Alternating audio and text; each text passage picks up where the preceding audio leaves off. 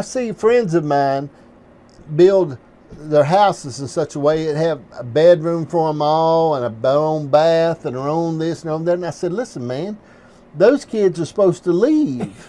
They're not supposed to stay with you forever, okay? You make it so comfortable. They don't want to go. You know, an eagle in the nest, and we all know the story, and the eagle pulls them feathers out of that nest so the thorns stick through so them little eaglets will get out. Get out. And then that mama eagle don't find out where that other eagle's at and go take food to it.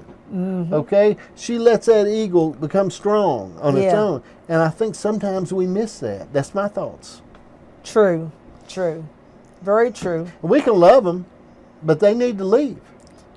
But there's times you got to love them from a distance. Amen. See, you got to love them from a distance. Because, I mean, you know, my boys would laugh and talk about folks, you know, that was in their 30s and 40s or whatever and still home with mama. And I said, let me tell you something. Where are you going?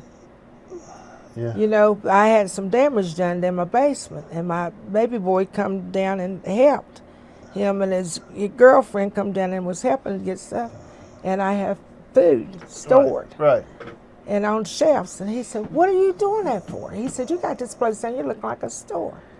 He said, what are you doing it for? I said, remember the story of the 5 wise virgins and the 5 foolish? Yeah. I said, which category are you falling in? Yeah. He said, something wrong with your head, something wrong with your neck. I said, which category are you falling in? That's beautiful. I said, you're the foolish. I said, because it says to store up some stuff. Right.